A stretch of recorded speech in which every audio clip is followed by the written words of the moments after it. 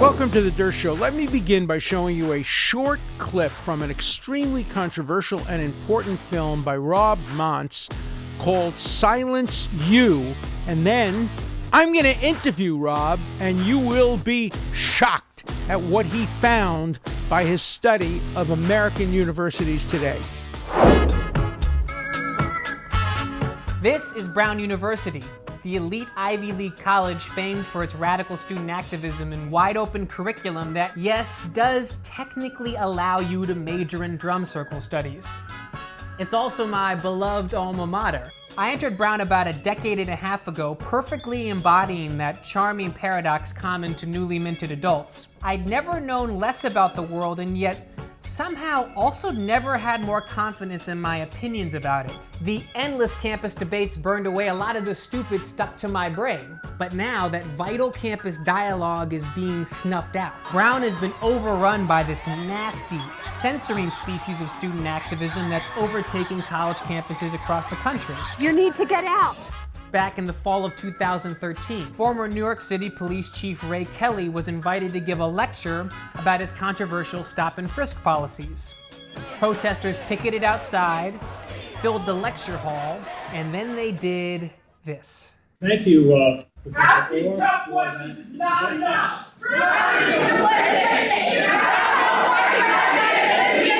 They shouted down administrators. It has to be a basic principle of this university that we allow for free speech.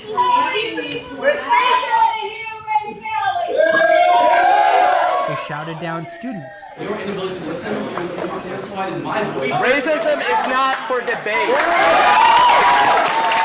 Shut them down! And then they got their way. We're going to ask that everyone please leave the auditorium. They didn't respond to our demand to cancel the lecture, so we canceled it for them.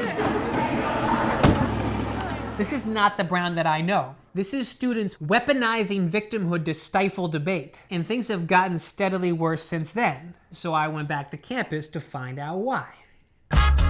One of the major theses of The Durst Show has been to rail against colleges and university censorship, and mostly censorship that has been pushed by students and accepted by administrations. It's appalling. I've been writing about this for years. And today we have an extraordinary guest on our show, a man who has made a film for the ages, a film that must be watched by everybody. He's actually made a couple of films. We'll talk about them. But the film I want to focus on first is called Silence You. It's a great name. Rob Montz is a filmmaker, graduated Brown University. I'm not sure Brown will invite him back anytime soon for an honorary doctorate, but he is, in my mind, one of the most distinguished graduates and somebody who used his experience at Brown to make a great film. Controversial, to be sure. There are parts of it that viewers and listeners might disagree with. I'm sure there are people at Brown who would like to present a different perspective. And by the way, anybody who wants to do that is invited to call into the show and state your opposing point of view. So Rob's a filmmaker. He acknowledges that he graduated Brown with no saleable skills and therefore became a documentary filmmaker, and a great one. And so with no further ado, I want to introduce a man whose film I tremendously admire, Rob. And I want to start out with a question to you. You talk a lot in comparison between Brown University and University of Chicago, and you put University of Chicago up as a paradigm of free speech and open dialogue. You appropriately point to the early president of University of Chicago, graduated Yale Law School, and became the president of University of Chicago at, I think, age 29 or something like that. A remarkable career, President Hutchins, and also others who are currently on the faculty who have sent out letters to the student body and to the alumni promoting free speech. But I'm told by friends that there's a movement at the University of Chicago, a counter to this direction, And maybe we need a little bit of an update about what's going on at the University of Chicago. Have we lost, or are we losing, the last bastion of free speech? My impression is it's also under assault as well, right? And that when we talk about the University of Chicago being the best, it's a relative standard. That it's definitely under assault. Yeah, and again, the middle of, it's a 3-part series, Silence You. One of them is about the University of Chicago. One of them is about my alma mater, and the one in the middle is about Yale University, related to the kind of infamous Halloween email scandal that circled around Professor Nicholas Christakis, right? And what the second one is trying to do is answer the question of if one of the essential impacts of a proper liberal arts education is humility, a recognition of one's own intellectual limitations, and if we're witnessing in the censorious student activities an utter lack of humility, then we know that what they're being given is not a proper liberal arts education. If that's not what they're paying $50,000 a year in tuition for, what is it that they're receiving? What exactly are you receiving when you buy a Yale degree? I don't want to give it away now, but I think that's also one of the kind of essential pieces of the puzzle of trying to figure out how these institutions got corrupted, how these institutions have repeatedly failed, you know? Let me challenge you on one word, humility. I think we may be using humility different. I have never been accused of having humility. I am not a humble person.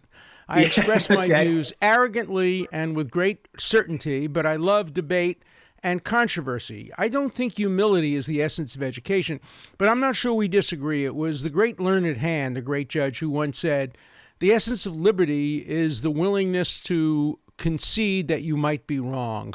I beseech you in the bowels of Christ, he would say, quoting Cromwell, to consider the possibility you may be wrong. I don't think you have to be humble and afflicted with humility to recognize that you might be wrong. As the expression goes, never in doubt, but often wrong. I think that probably expresses my self-description. So why do you choose the word humility? Well, I mean, you articulated it better than I could, right? It's humility in the sense of, I mean, the way I describe my politics, it's strong positions loosely held, right? So I have very strong opinions about what's been happening in this country over the course of the year 2020. But there has to be at least 2 to 5% of your brain that's willing to consider the idea that you're catastrophically wrong or incorrect, right? Doesn't mean that you actually can't go about the process of articulating your positions. But you need to at least have some tiny little part of your brain that thinks maybe that might be the case. And if you do think that, if you're willing to at least, hold that idea in your head, necessarily you have to become more tolerant of positions that are different than yours. Because I agree with that. I just disagreed with the word humility, but I think we have reconciled our differences. Now, I want to get to Brown University in a second, but I do think that this absence of a willingness to accept that you might be wrong, this notion that you have the truth with a capital T, I think has 3 consequences, one of which you discuss in the film, but I want to open it up to discuss the other 2. And that is, I think it follows from the notion that we have the truth, A, that you don't have to accept dissenting views. That's the speech issue. Right. But I think it also follows that we don't need due process or any process. If a man says something, he is wrong, particularly if he's a white heterosexual male. One of your scenes at Brown University with the provost or the president of Brown makes that clear. So the other implication is we don't need due process. And the third implication, maybe a little bit more subtle, is that we don't need meritocracy. That it's okay to judge people based solely on their identity, that is who they are, rather than what they are and what their ideas are and how good they are at expressing their ideas. You get more acceptance if you belong to certain identity groups than if you belong to other identity groups, in violation of Martin Luther King's mandate that he hopes that someday his children will be judged not by the color of their skin, but by the quality of their life, the quality of their ideas, their quality of every aspect of their being. So tell us a little bit more about Brown. When you went to Brown, you're out there, what, 10 years or so? Or 7? How many years are you out of Brown?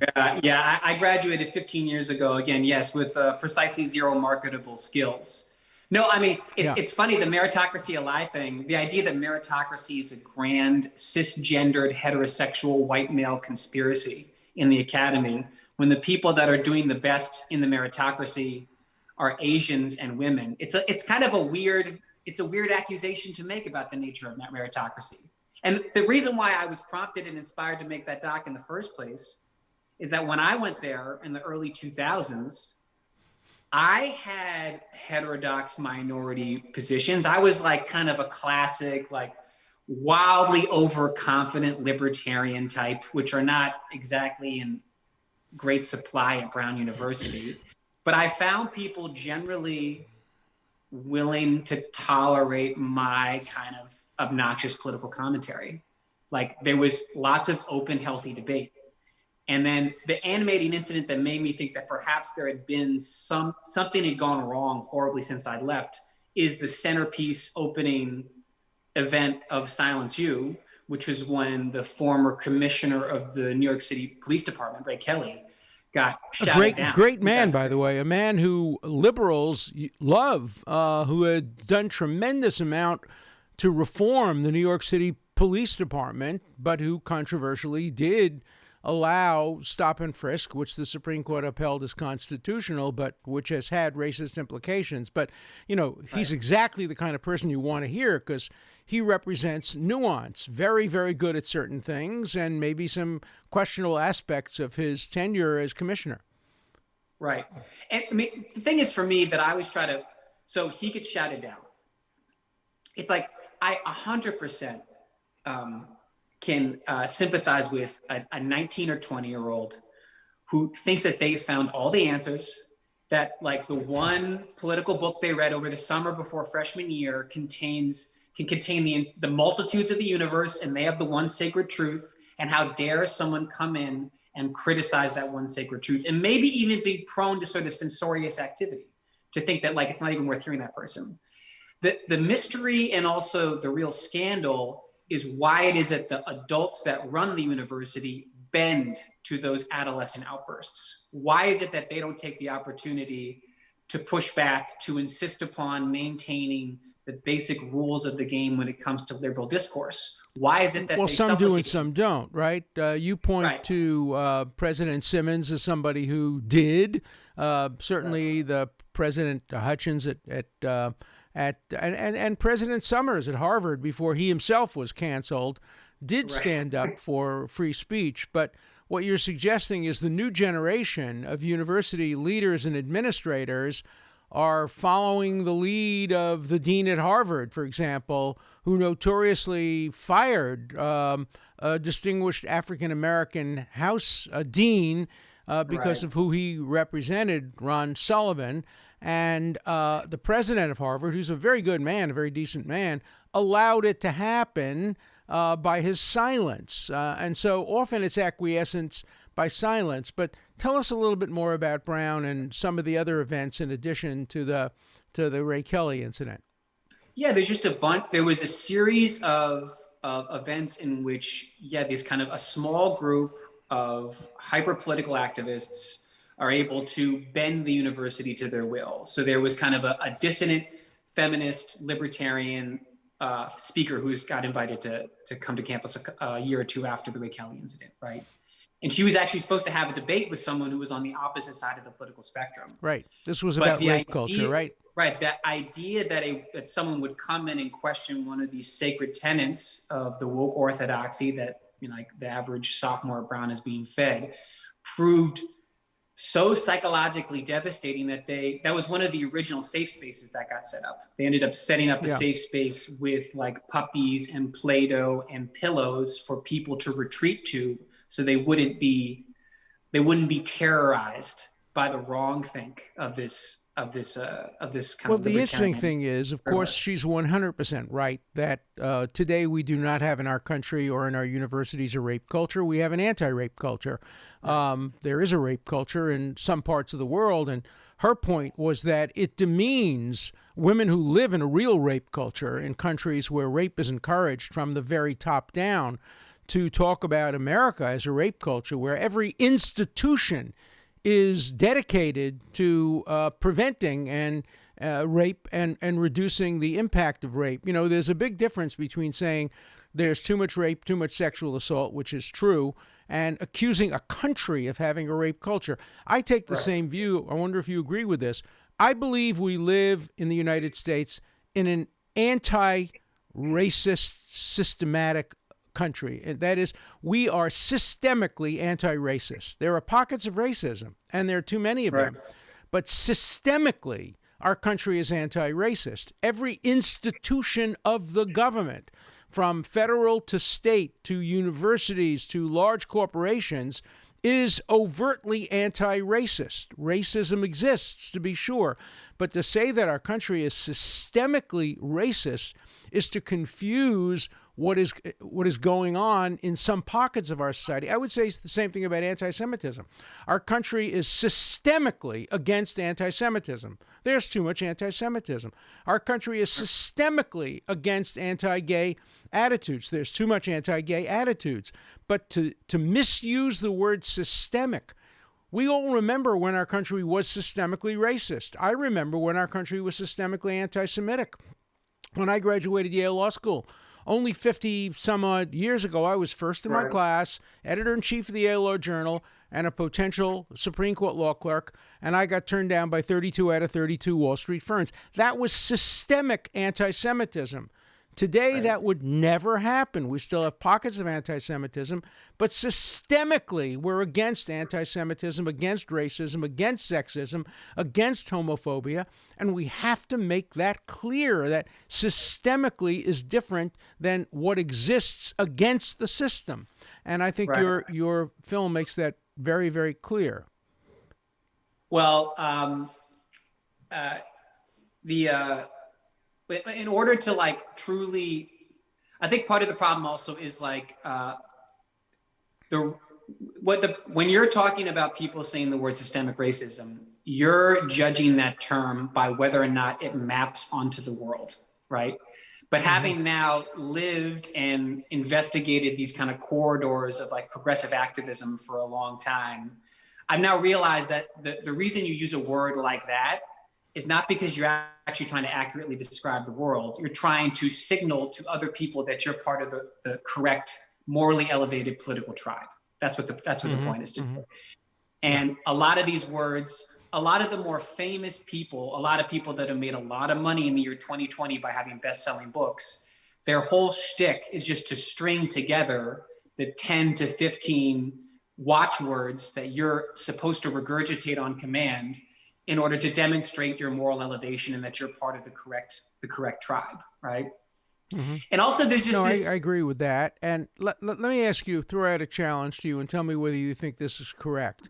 I have a book out too. It's called Cancel Culture. I have another book called The Case for Liberalism in an Age of Extremism. And one of the theses of my book is that the real victims of this new approach to university censorship and challenge to meritocracy, the real victims are the unprivileged.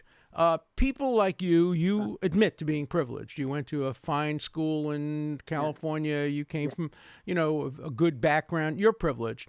If you went through 4 years of Brown without learning anything, you would do fine in the world. The people who really, really need an education are people who came from backgrounds like I did. I was white, but I was the opposite of privileged. My parents didn't go to college. There were no books in my house. There was no art in my house. There was no music in my house. I had to do it completely on my own. I couldn't get into an elite college. I was put on the waiting list even for Yale Law School, even though I was a star student in college. I needed grades to be able to succeed. Ruth Bader Ginsburg would today, if she was still alive, be a secretary typing in a law firm, if not for grades, and if not for her ability to prevail in the marketplace of ideas and show her brilliance, she too was unprivileged. The people who would most succeed if we eliminate meritocracy, if we eliminate debate, and if we eliminate due process, the people who will most succeed are the people with privilege. Exactly. The people Or who if we really eliminate need the competition of the marketplace are the people without privilege. So I think it's totally self-defeating. What's your view on that? Yeah, well, as you mentioned, I'm the proud product of the failed authoritarian state known as California. And they most recently moved to eliminate all standardized tests from college admissions for the UC system. And as been pointed out by people that are smarter than I am, this is going to have the opposite of the intended effect, because of course, of the many things, standardized tests are remarkably useful tools of meritocratic self-empowerment for people that come from disadvantaged backgrounds, right? Because if you get rid of the SAT or the ACT, that means you begin to disproportionately overemphasize things like extracurricular activities or political connections to the admissions committee, or just like a general ability to kind of navigate the college admission system. And that inevitably ends up benefiting people that went to fancy, excessively expensive private schools like I did on the west side of Los Angeles, right? That it's going to have the opposite of its intended effect. And that as Charles Murray's actually written brilliantly about this, because he's like you in that he's a guy who would have had no chance to go to Harvard undergrad, which is where he went if the SAT hadn't existed. And that's basically the only reason he ever got a shot, which is the reason. Look what Dalton, which is one of the fancy elite schools in New York, which has now been taken over by the radical left.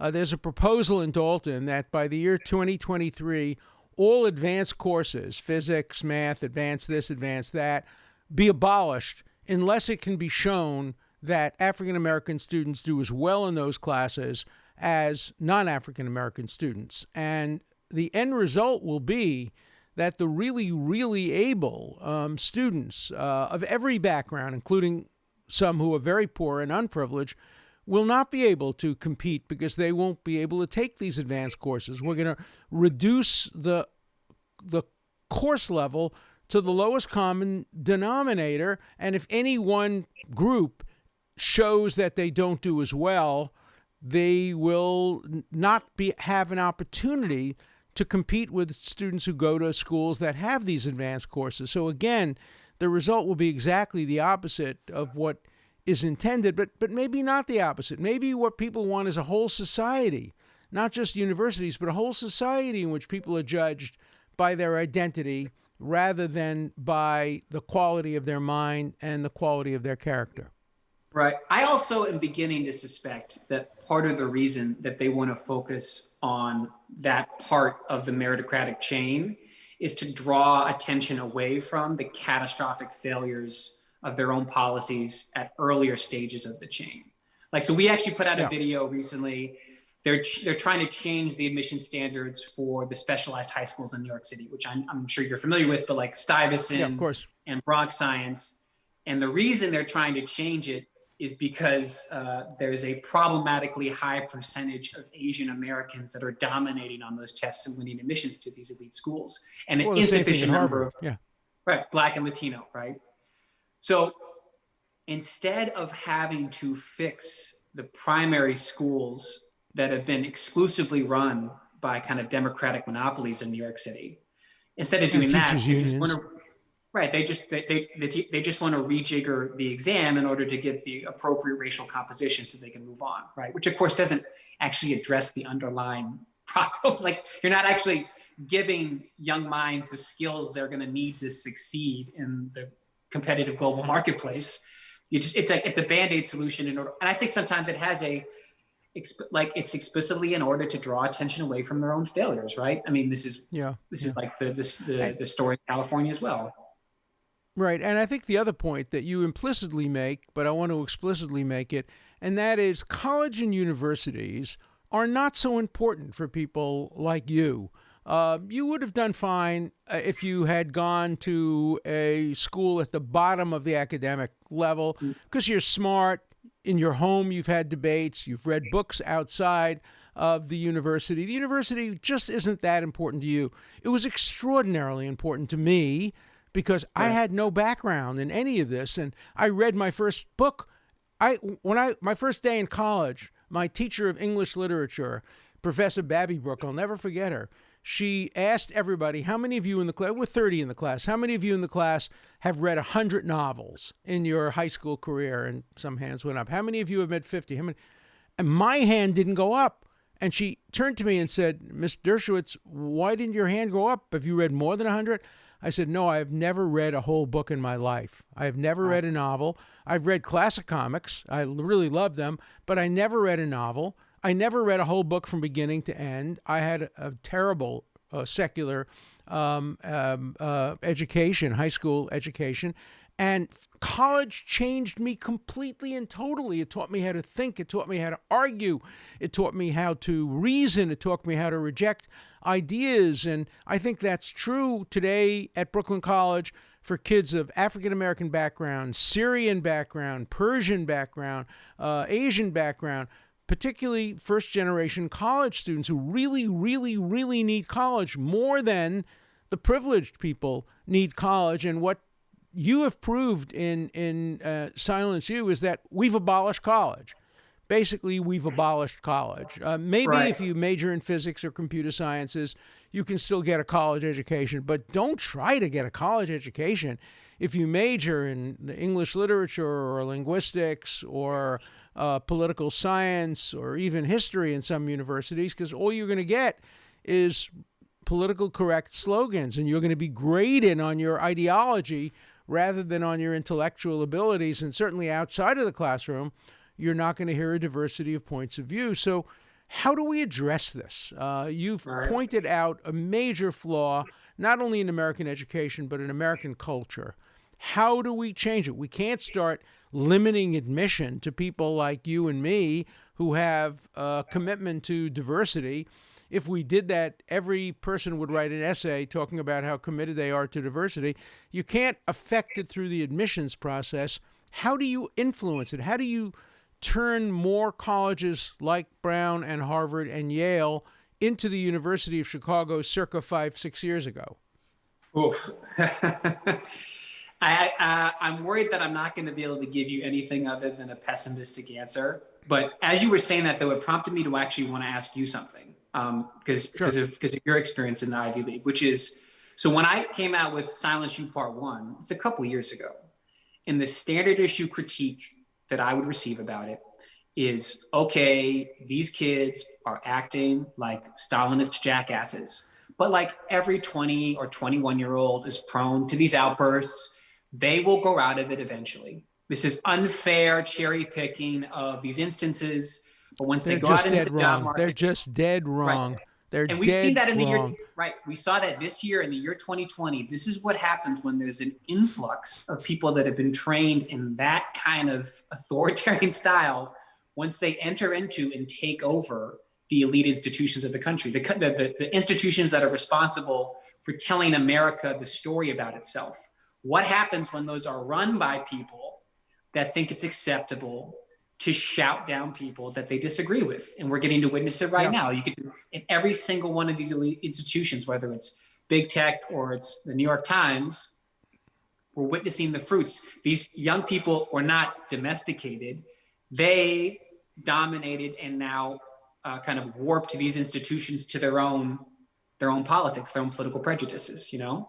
Yeah, no, I agree completely. First of all, I have 55 years of experience, more than 60 years of experience. And we count the day I went to college in 1955 till today, we're talking about 65 years of experience at academic universities. And there has been a dramatic change. I probably have spoken at more universities around the world than almost any other academic. And I can tell you a time. And it was at Johns Hopkins University, another one that is reputed to be closer to Chicago than to Brown. But for the first time, I was shouted down. They shouted me down because of my alleged support for President Trump. I'm a liberal Democrat. I voted for Hillary Clinton, but I opposed. Sorry, Trump's Alan, I can't process impeachment. that. Sorry. I can't imagine I why voted, you make an argument but, for due process but not be a Trumpist. Yeah. Right. But they try to shout me down. Of course, coming from Brooklyn, I outshouted the shouters and was able to continue my speech. But it's only been in the last 10 years or so that we have seen this phenomenon. And now we're seeing it in the editorial rooms of the New York Times. We're seeing it in the social media, obviously, in Facebook and Twitter and YouTube. We're seeing those organizations dominated by the alumni of this culture.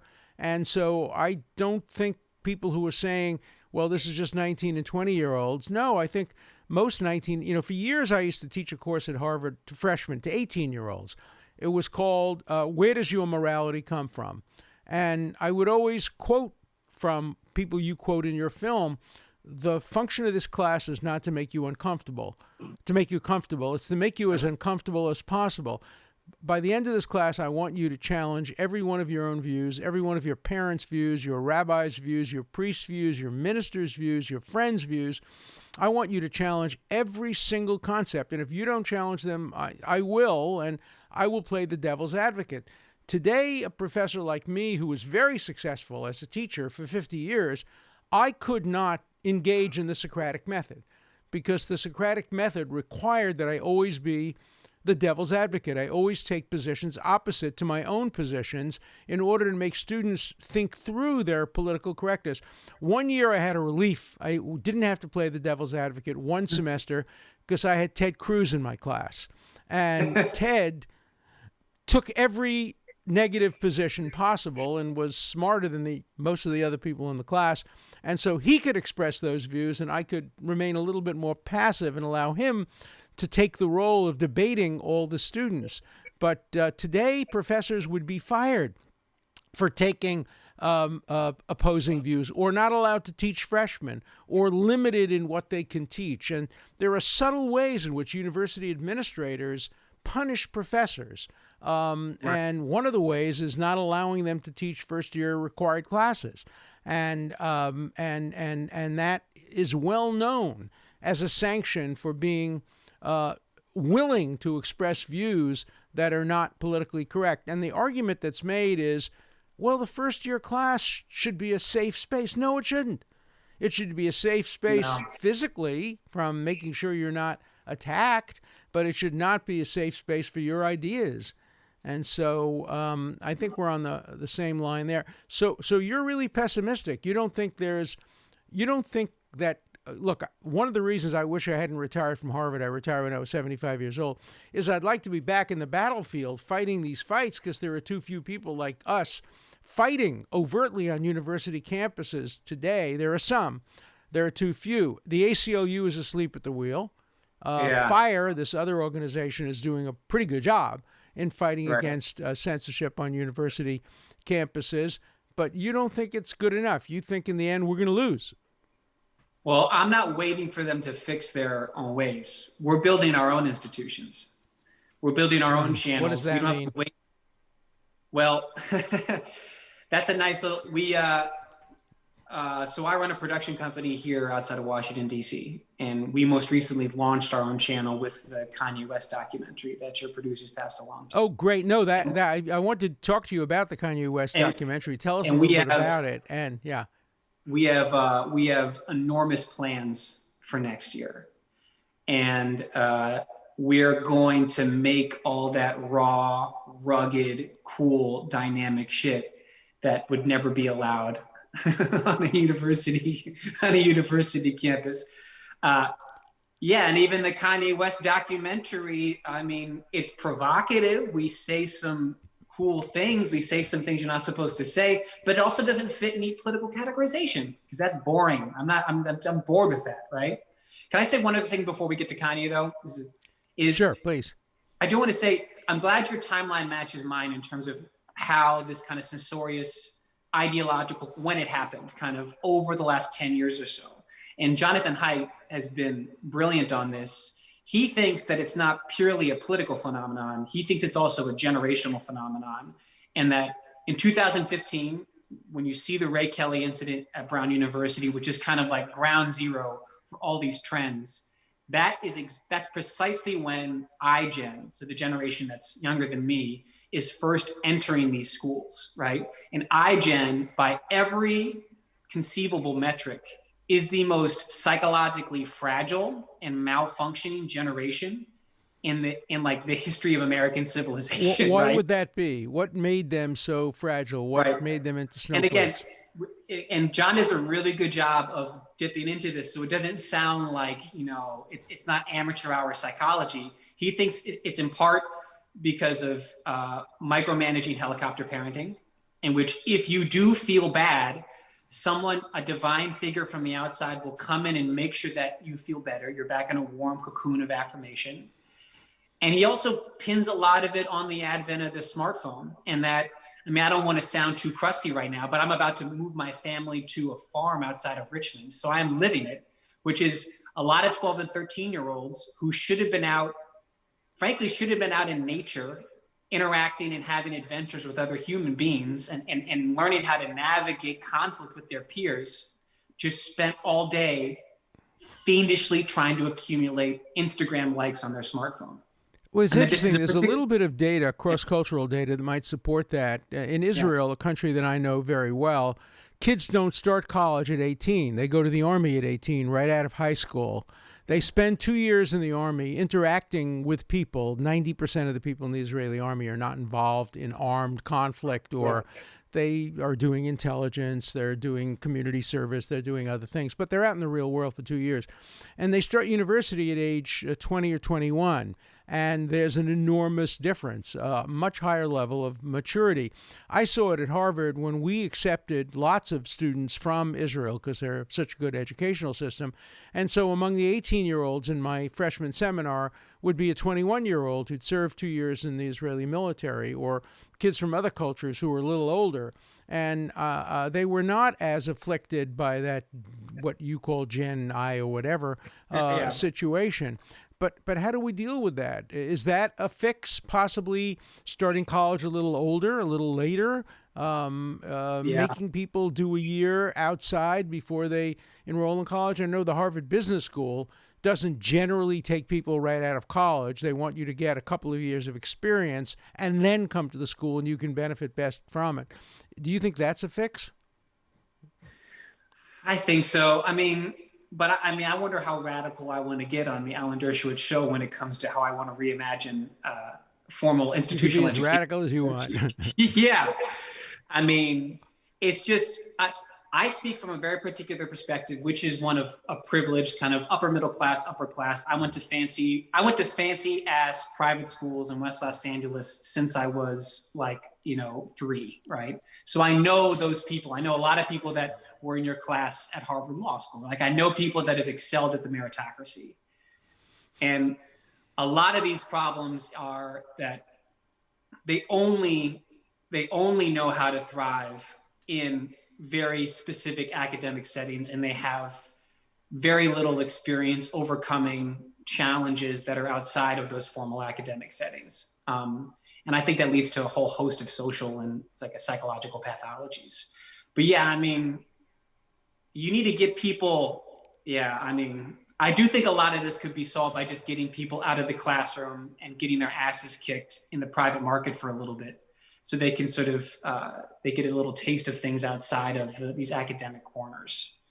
But I start sounding apocalyptic when we talk about the effects kicked when they go into a marketplace which is dominated by their peers who share some of their values. The question is, will this continue on, or will there come a moment of reckoning when they realize that their education has not served them very well and has not prepared them for a very competitive world in which, whether you like it or not, some form of meritocracy will prevail.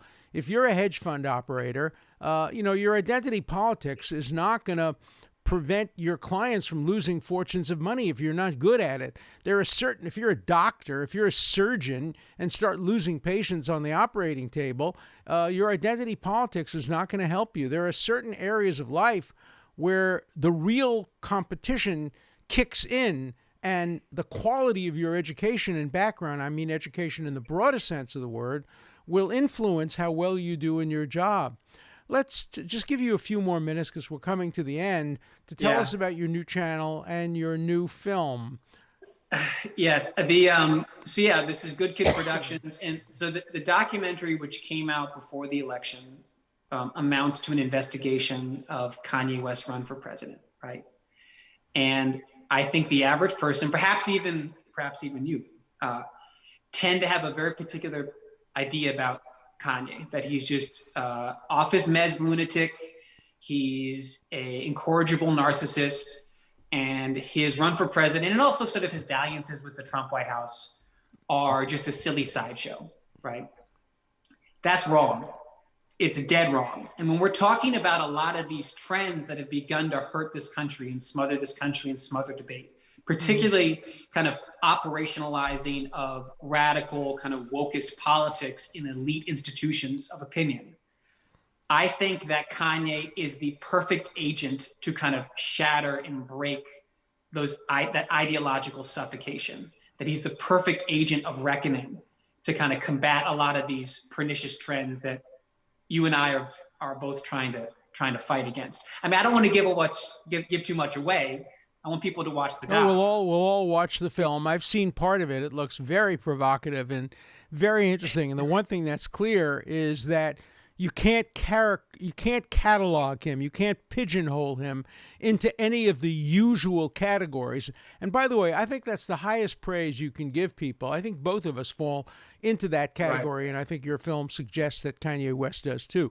And that is, you can't pigeonhole us. People get very upset. They can't describe me. Am I left? Am I right? Am I center? Am I liberal? Am I conservative? Am I libertarian? You know, I'm all of the above depending on the issue. And I think that's probably true of the best thinkers of our country, including you. And you're suggesting that the same thing is true of Kanye West, I guess, right? Thank you for the compliment. I'm not sure that I deserve it. Yeah, people can check it out at KanyeWestWing.us. And I also, I mean, there's, for all the reasons, including the fact that the world is complicated and doesn't fit neat tribal categorizations, but also for us, we're in part trying to be artists and make beautiful pieces of art on our channel, right? And neat, rigid, ideological agendas are the enemy of art, right? They're the enemy. I completely agree. Let me end this interview by saying this. Today is the last day of the year 2020, which has been a disastrous year for the world. I would like to have an invitation to you to come back a year from today on December 31st, 2021. But I want to ask you now to predict what you will be saying a year from now, after we've been through 11 and a third months of a new administration, the Democrats perhaps controlling both branches of the legislature, a conservative Supreme Court, universities which continue along the trend that you so brilliantly portrayed in Silence You. So tell me what you think the world will look like a year from now as we begin to enter the new year tonight. Oof.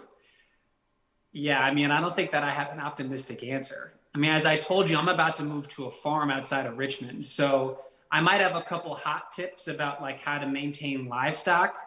But part of the reason we're doing it is to escape some of the things that are happening to the country. I have a hunch you're not going to be able to escape. You're going to be a central figure in the culture wars in the coming years. So you may be geographically removed from our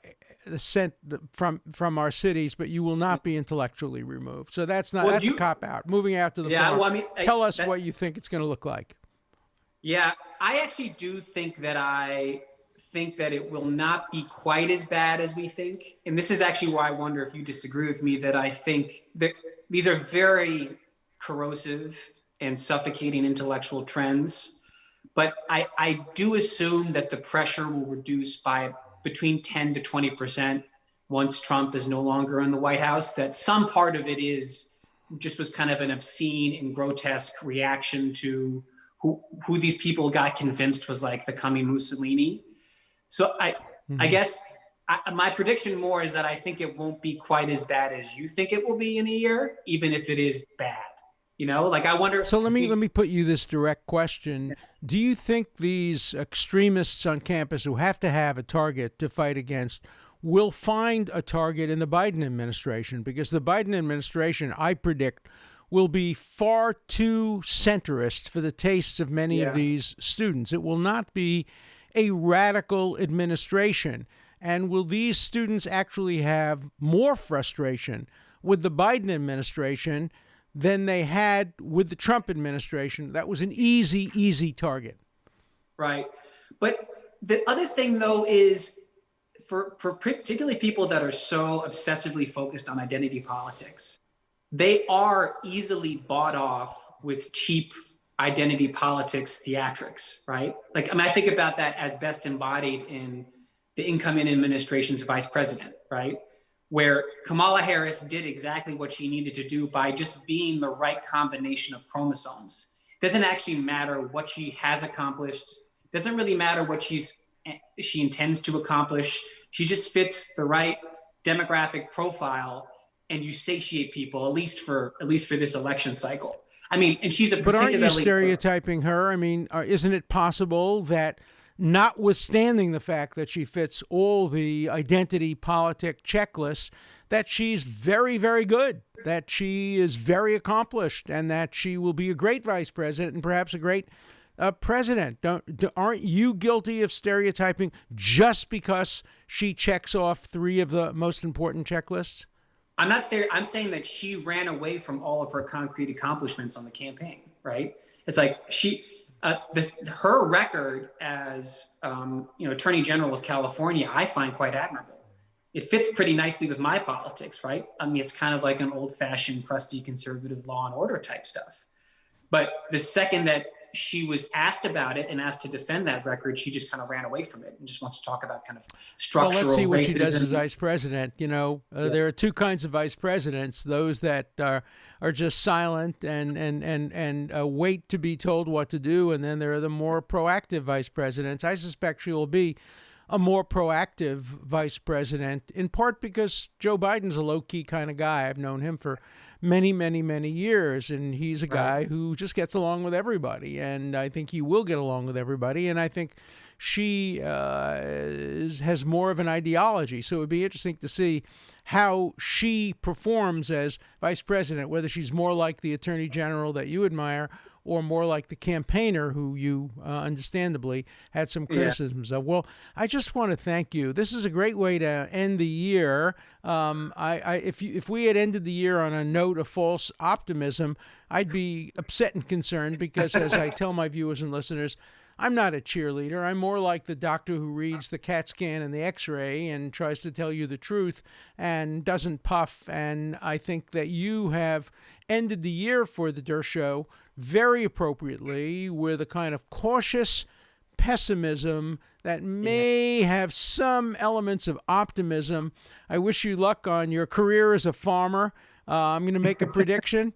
In 10 or 15 years, you'll be back in the city once your kids are grown up, and you'll realize that the farm was an interesting, what's the name of that place? Strange interlude. And, you're a city guy, you're an urban guy, you're a political guy, so have fun on the farm, but keep your eye on the ball. Thank you so much for your brilliant presentation, for your extraordinary films, and for participating in the Der Show, where we accept all points of view and want to instill thinking and controversy. So please, I want to hear from all of you, my viewers and listeners, about what you think of what you heard today. And I want to wish you all a happy new year. I hope next year is better for the world than this year. So thank you for tuning in to the Der Show. And please call me with questions and comments and criticisms that you have of me and the show. The number is 216-710-0050. 216-710-0050. Call me. I really want to hear what you have to say. You provide the wits that completes the Der Show wits.